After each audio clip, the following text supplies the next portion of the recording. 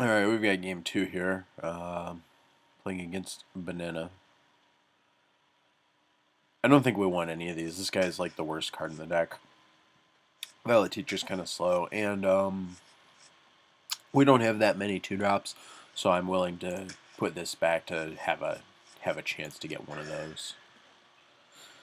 It's not really the 3/1 is not really like the 3-mana card you want to play a lot of the time because it's just gonna hit something. So you're not gonna. I'm just gonna put this guy out. You're not gonna play the 3/1 and like keep it on the board most of the time, and you really want your creatures to be able to stick around if they don't have anything. So this is a pretty good trade for us because he took 3 from this already. And we get this slow turn 2, probably followed by a slow turn 3. We are not very likely to play the Humility next turn, but I suppose it's possible. Yeah, that's pretty bad for us. We might have to play this Murloc Knight as a 4-drop. Well, we'll play this guy. So if we send both of these into his Imp Gang boss, he ends up with a couple of 2/2s. That's not great. But I think it's better to remove this thing than it is to like. So we could hit the Imp here instead, and we could kill this. But we could hit the Imp instead, and then like leave him with the 2/1. But that's not very good.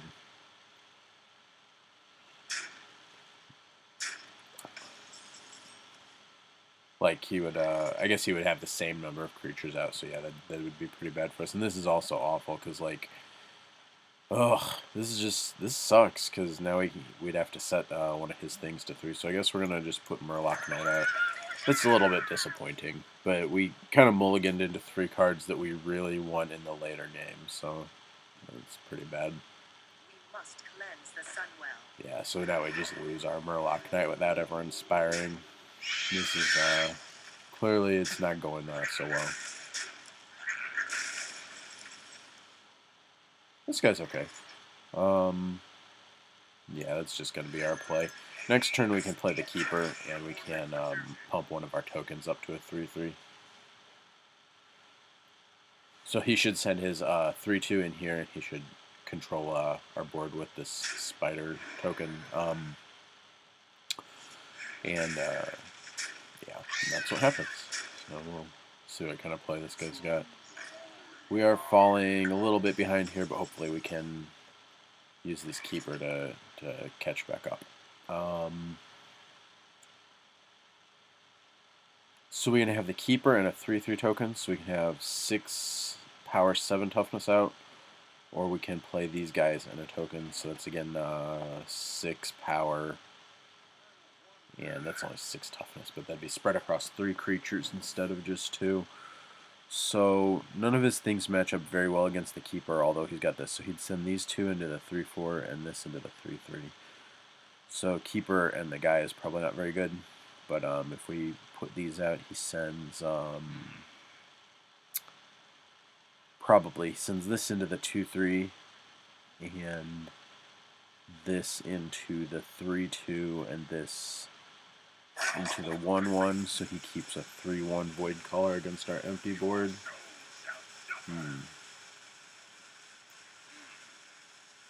Well, we'll do this anyway.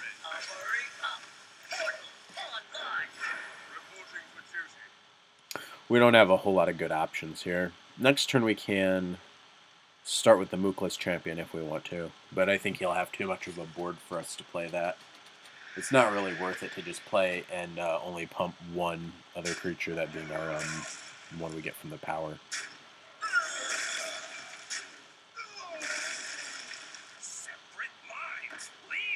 That guy's kind of slow here. That's not a very exciting play for that turn.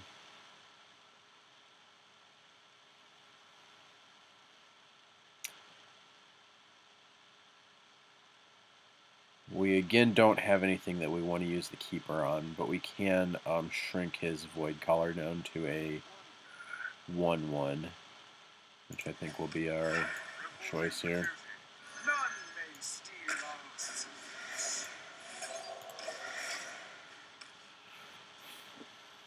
This means he doesn't really have a way to deal with the 3/4, so he'll probably use both of these on our Silverhand recruit. Oh, well, that's pretty good.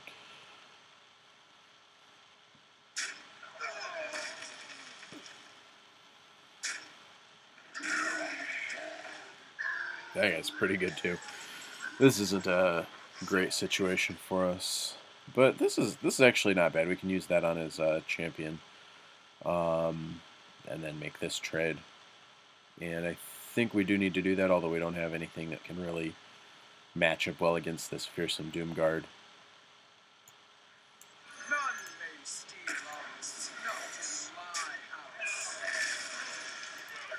So we've got a couple guys here. We do have Kraken next turn, which is going to be nice. Oh, that sucks. I was hoping that we'd be able to use the 4 damage from that and the 4 from the Kraken to kill his 6/8. The 6/8 should attack our creature here. Yep.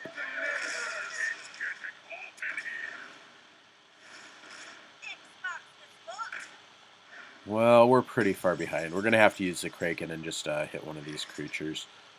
Well, this thing's it's still good. That's our last keeper. What would we use that on? I don't think we want to use it. I think we just need the big guy here.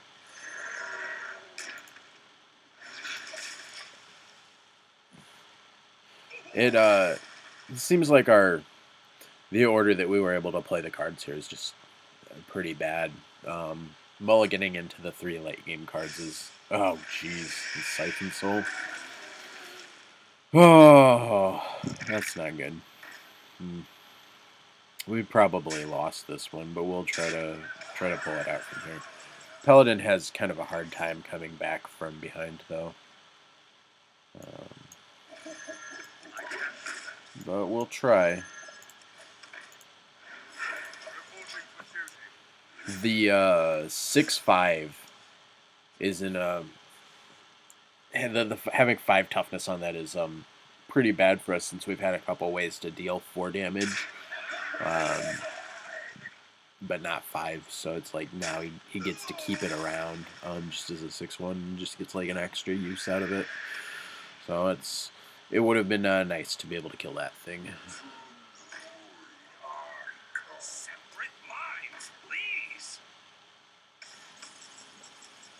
What have we got? Oh, well, this guy's good. What can we do? We could shrink something with this. We can use this to kill his 6/1, I guess. We can send this into... Oh... I don't know what we're going to send this into. We can send this into a 2/1, I suppose. I suppose that's our best thing to hit with this. And then we can turn this into a 3/3, or we could just keep it as a 4/1. I think the 4/1's fine. We are going to need to kill this because it's the thing that's doing the most damage to us. And it sucks that both of these are risky cards to kill, because you just get something else out of them. It's also a good question, like, do we want to use the Keeper this turn? We could actually shrink his Void Caller with that, although I don't think it matters very much. So we'll just play the 1/1 here and save our card in hand, since we're pretty far behind in that.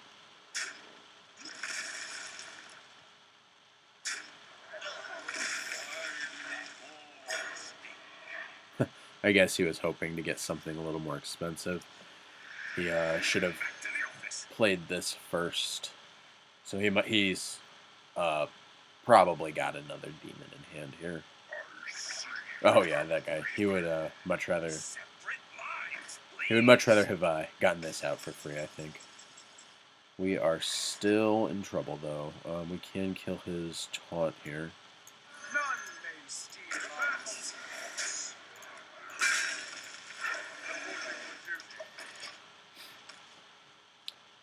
If he doesn't have a whole lot after this, then there's a chance that we can stabilize. We do have the keeper gave us a pretty decent board presence this turn. Back to the office.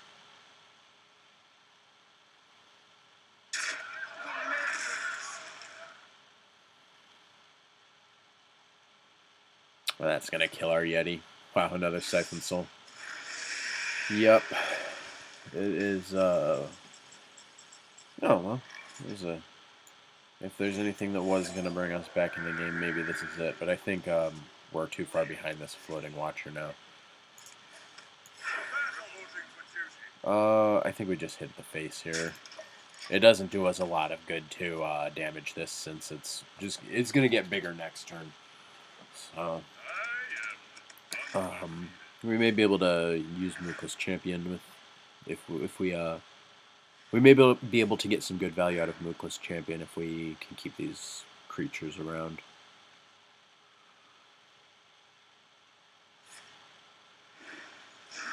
The Sarah looks like it's going to be a little bit too slow here, though. I don't think that it's going to